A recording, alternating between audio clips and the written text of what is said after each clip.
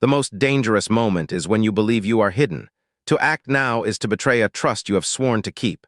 The choice is already upon you. The tree was huge and straight and ancient. Amongst its thick leaves, someone stood on a branch. Even with the fresh wind blowing across him, he didn't lose focus. His eyes remained closed in meditation. He had an angular face and a muscular physique. It was Jeok Seong, the second member of the command unit. When the wind settled, he opened his eyes. His snake-like, disproportionately small eyes held a trace of sadness. He lightly stepped from branch to branch until he was on the ground. "When did you arrive?" "Well, just now." Seol-Hwi kept his answer brief because he didn't know what to say. He may have built up Jeok Seong's favorability, but this was the first time they'd been alone. "Amazing. I didn't even feel your steps." Seol-Hwi had thought that Jeok Seong would be the hardest to get close to, given that he was the oldest member, but his kind face and friendly speech showed Seol-Hwi that he had nothing to worry about. "If it isn't too rude, I want to ask you something," Jeok Seong requested. Seol-Hwi smiled and nodded. "What is it?" "I heard that you weren't this strong in the past. How did you get so strong?"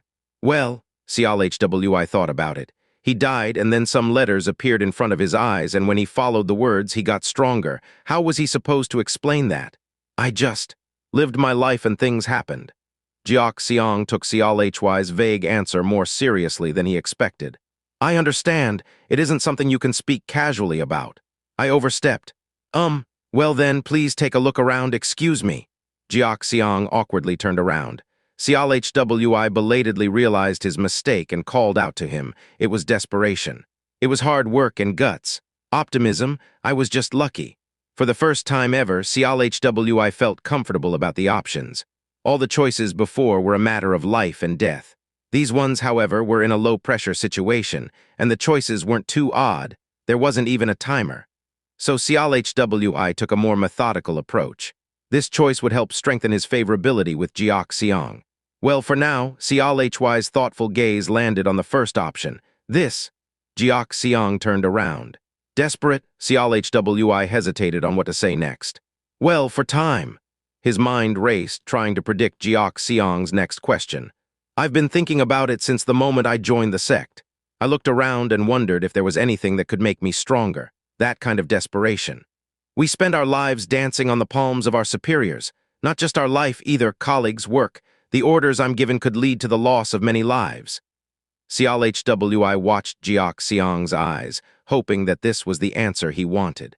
Jeok Seong nodded his head but then tilted it curiously at the end. "Isn't that what everyone in our sect thinks?"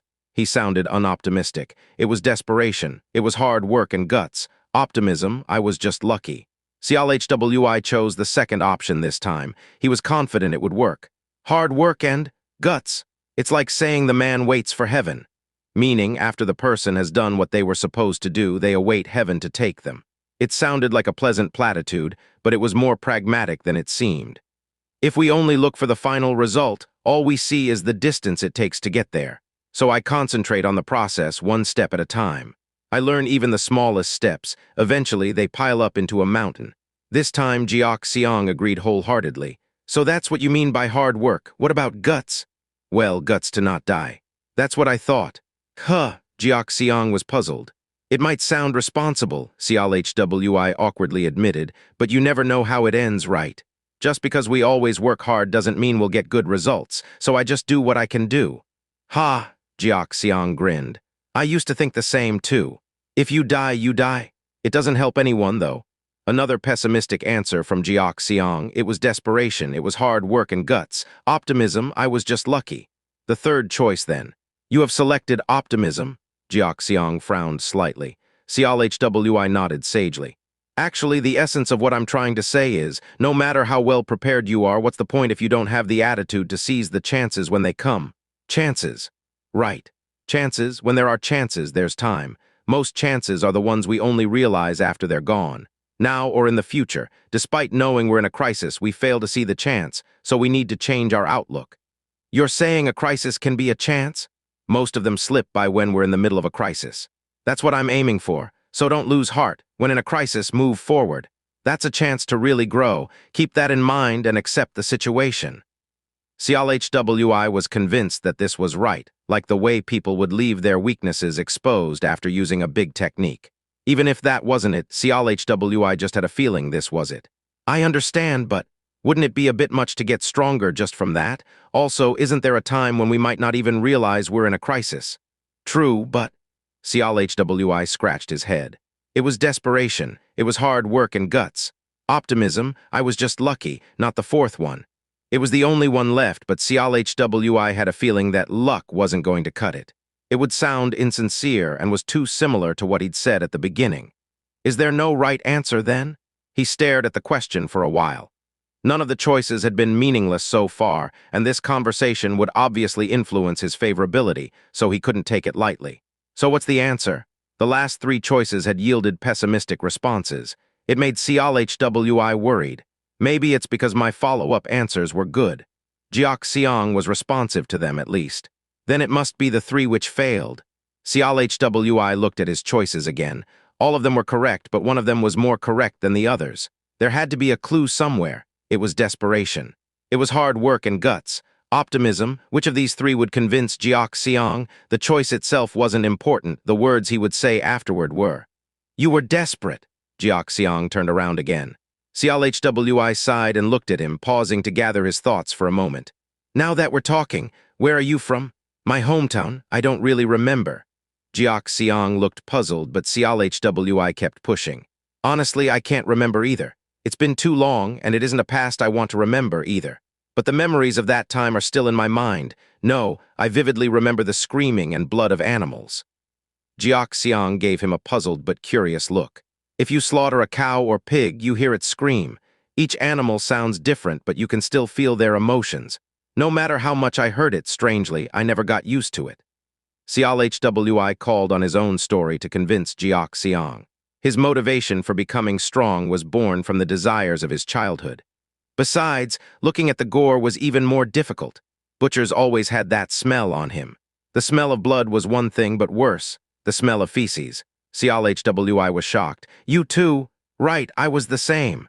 They looked at each other, and something in Jeok Seong's eyes changed. It seemed like he was looking for something, or maybe he felt Seol-Hwi's pain. The pungent smell of blood stinging your nose, the rotten smell of flesh and dung, it could be either. When I was young, I used to be very hungry. Did you know that sometimes meat would be stored in the back of the shop? In the winter, yeah. It was good back then. The frozen meat didn't cut easily, so I hacked at it with an axe. Right, and then the pieces would fly off and you'd eat the melted meat. Ha ha ha, I remember, yeah. Still people would say that butchers are amazing. Everyone had to work, but butchers would never starve her. Heh. Jeok Seong smiled and Seol-Hwi smiled along. Even if they were warriors, bound to kill and die, childhood memories were always good, no matter how many people walked this wretched path. I was desperate. I still feel that. Seol-Hwi silently relived his past. The nostalgia, the terrible memories, too. He didn't want to bring up all the incidents he'd been through. After a moment, Jeok Seong spoke up. But you were under the Supreme Pavilion Lord, weren't you? Why didn't you learn their martial arts? I heard rumors that you wandered around unaffiliated for some time. I failed the test to be recognized as a warrior. Huh! Jeok Seong doubted his ears. How could someone this strong be rejected? How did he get this strong then? No, how did he go from loser to hidden truth? Shocking, right? Most of the warriors who aren't bound to the sect live like wanderers. I had to take the risk. I used to search the Supreme Pavilion Lord's office. His office! That was a death wish. No, it would be worse than death. Jeok Seong couldn't even imagine searching his superior's office. That was the kind of place the sect is. Unlike the rest of the world might made right, that was an absolute rule. We all die eventually, don't we? Fortunately, I found his weakness and then met the Earth Demon. Amazing. Jeok Seong was blown away to discover the risks Seol-Hwi had taken to come this far. It really was an act of desperation. In the end, your desperation was basically madness. Well, ha-ha-ha, both men grinned. Seol-Hwi really had done something crazy, and it had gotten him this far. Second member Jeok Seong, 100,100 up arrow 20, trusting. When the bright light faded, time was frozen. He was standing right behind Jeok Seong, 2 or more hostile targets found. Supreme Pavilion Lord, Heuk Bi, what's this now? Choose a target. Seol-Hwi was already nervous, despite his preparations. The new window startled him. However, the possibilities sent a thrill through his body. This was a one-of-a-kind chance for a surprise attack, especially considering that the Supreme Pavilion Lord couldn't be defeated by normal methods. If Seol-Hwi was lucky, he could turn the whole game around. Normally, there would be another flash of light, and then Seol-Hwi would be able to move. There was something different this time. His vision was distorting before time was unfrozen. It was the airflow. He was already moving towards Heuk Bi and Samagwai, placing him in the perfect spot to strike. What? Huh! The Supreme Pavilion Lord took a few steps back, almost pushing Heuk Bi forward. He really got to them. His foot landed neatly on the ground. A great opportunity, found a weakness in Heuk Bi. How would you like to respond? Nice, he had the initiative here, and all of the worst opponents he'd faced he'd beaten with a surprise attack. Attack, use martial arts, use toolbox. Approach the opponent's Seol-Hwi had to make the best of this chance. He couldn't let them control the battle. He had to dictate its direction to maintain the maximum advantage. Use martial arts. Martial arts was the best option when his opponent was strong and had unknown abilities, and he had full internal energy reserves, unlike his recent battle. Unified light demonic martial arts, perfect. White light body demonic martial arts, intermediate. Flaring heat fist demonic martial arts, intermediate. 4 peaks demonic martial arts, wind. Beginner, it was a troubling decision. Can I use the flaring heat fist? No, I have a weapon. With hand-to-hand combat eliminated, he had 3 options left. The 4 peaks demonic martial arts was the strongest in terms of raw power, but he didn't have sufficient mastery to use it properly. Then white light body? No, it looks like it could be strong, but its proficiency was low as well. There was no guarantee that his attack would be strong. Next, then, was the unified light demonic martial arts. The power was a bit weak, but it was the one he knew best. It's the obvious choice. Unified light demonic martial arts, perfect. He hadn't used it in a while, but he remembered that this technique had a certain level of power regardless of the opponent. His vision blurred again. It wasn't that he had moved. Instead, the flow of time had changed. In turn-based combat, his sword techniques were automatically selected based on the circumstances. Is this the 9th form? Unified light had 9 forms. The 8th and the 9th, the phantom flying sword, were the strongest. It had the advantage of using large motions and distorted space in a 1-meter radius using internal energy. 4 illusionary swords rose from the tip of Seol-Hwi's blade. Ack! Heuk Bi's concentration collapsed. As soon as she could think, she retreated. The attack hit anyway, critical hit. Inflicted 1 million damage to Heuk Bi. Heuk Bi, vassal of the Lord of the Supreme Pavilion Health. 3.5 million, down arrow 1.5 million, slash 7 million, The stab wound Samagwai had given her dropped her health by 2 million. With Seol-Hwi's attack, her health was down to half. A great opportunity, found a weakness in Heuk Bi. How would you like to respond? Use martial arts, use toolbox, approach the opponent. I need to use this. He had an opening, but the distance had grown. From experience, Seol-Hwi knew that you had to account for variables in turn-based combat. Use martial arts, unified light demonic martial arts, perfect. White light body demonic martial arts, intermediate. He was in a situation where he had to attack. Seol-Hwi went back to the list. Attack, use martial arts, use toolbox, approach the opponent he chose to attack. He knew that with the 3-second rewind, he'd be able to corner the enemy and still be prepared to defend afterward. Seol-Hwi lashed out with the phantom flying sword again. Og! Heuk Bi was bounced back by the hit. Seol-Hwi's eyes gleamed, and he rushed at Heuk Bi as soon as he could move. Ha! Seol-Hwi's sword came slashing down at an angle, accumulating a layer of ice as it did. The white light demonic martial arts had truly transitioned to the white light body demonic martial arts. What once could only happen from the sword now came from his entire body, making it several times more powerful. It didn't just hurt the enemy anymore, it also stunned them. Critical hit, inflicted 400,000 damage to Heuk Bi. Heuk Bi, vassal of the Lord of the Supreme Pavilion Health. 3.1 million, down arrow 400,000, slash 7 million special effect freeze has been applied. Heuk Bi's movement is slowed by 20%. A great opportunity, found a weakness in Heuk Bi. How would you like to respond? Warning, the Lord of the Supreme Pavilion has found a weakness in Seol-Hwi. How would you like to respond? Seol-Hwi bought another opening with the freezing effect, but he wouldn't be able to act on it. 8-7. He looked around. 5 steps in front of him was Heuk Bi. Seol-Hwi was more than 3 meters away. He's definitely fast. That was 4 times as far as Heuk Bi, but Seol-Hwi was still able to exploit Seol-Hwi's weakness. At this rate, Seol-Hwi would be fatally wounded, but he couldn't possibly miss the chance he had now. Combat mode. Light gradually began to seep into Seol-Hwi's vision. Each passing moment saw Seol-Hwi's tension spiking. He absolutely could not afford to mess up the simulation's instructions. He spun to the right and raised his sword to shoulder height as soon as the system unfroze time. The Supreme Pavilion Lord saw Seol-Hwi moving, but ignored it and kept speeding towards him. He refused to let Seol-Hwi's actions get to his head. Here it comes. Seol-Hwi felt something hit his sword and his heart took off like a rocket. He immediately proceeded with the simulation's next instructions. Seol-Hwi's fire energy penetrated the hand with which he was holding the sword, but Seol-Hwi didn't lose his grip. He knew that any deviation from the simulation would change everything. Instead, he began to channel the white light demonic body so that its chill would cool his body. He felt, rather than knew, the timing to move his sword. 10 breaths, 10 beats, then move. Did I? Succeed.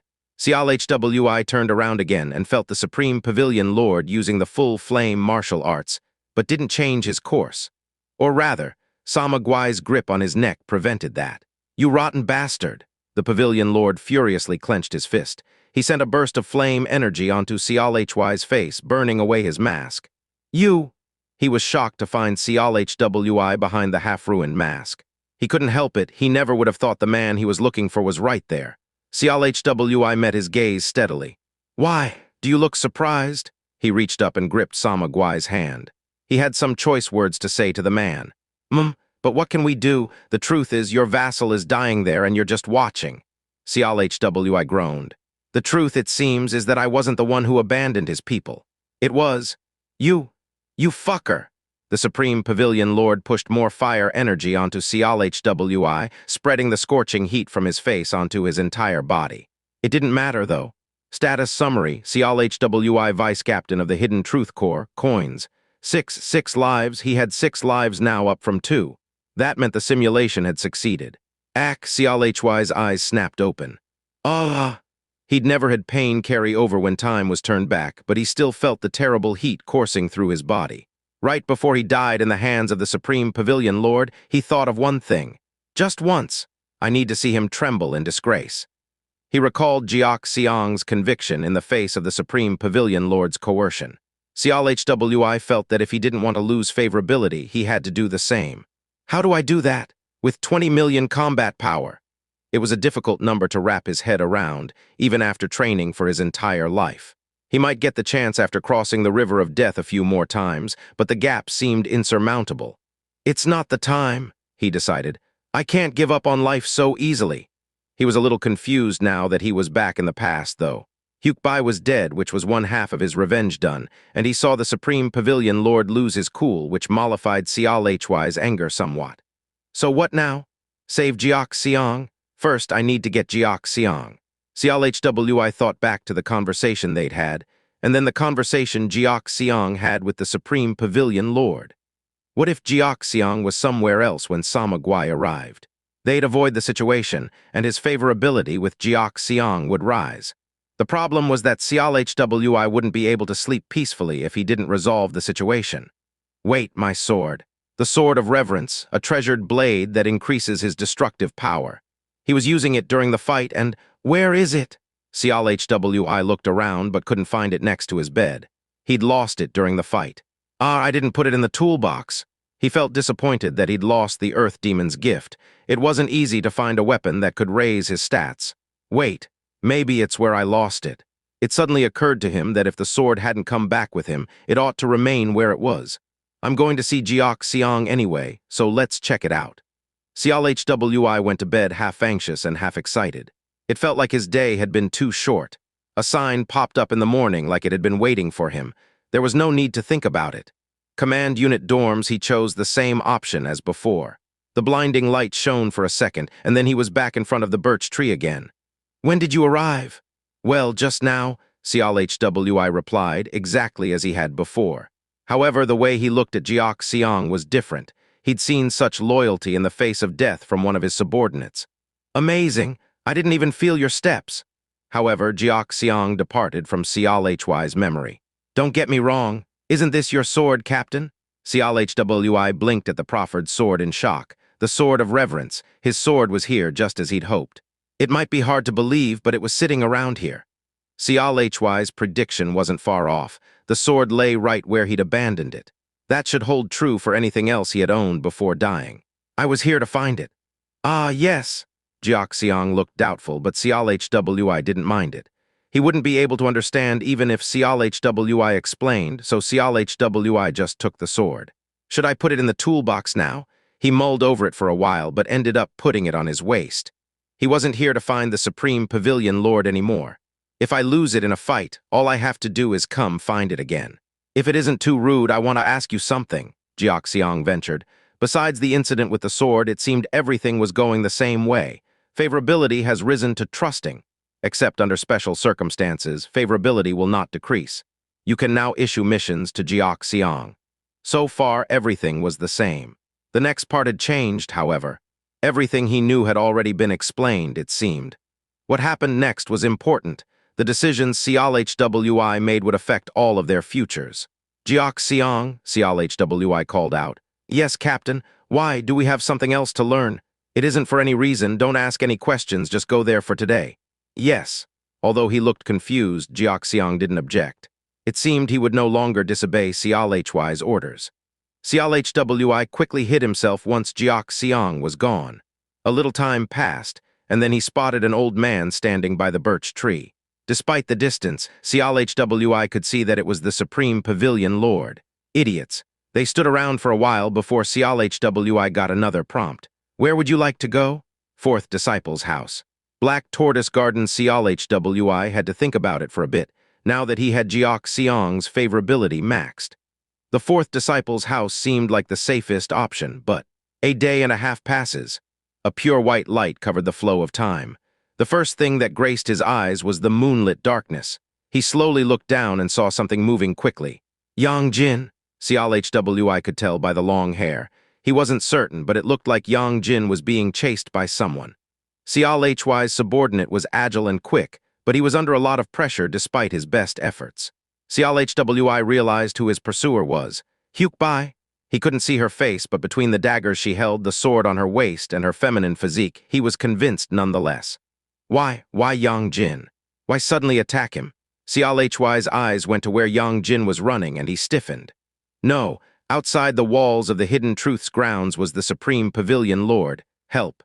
Keep watching. Seol-Hwi didn't wait this time.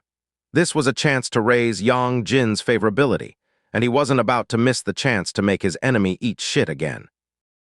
Seol-Hwi ran along the red line with a worried expression. Heuk Bi was not far away, quite close. She was the Supreme Pavilion Lord's guard, skilled in moving in the shadows, and had a talent for chasing people. Seol-Hwi didn't dare run in a straight line lest he winds up with a throwing knife in the back of his head. In the middle of dodging, Seol-Hwi was startled to find that the red line wanted him to change directions.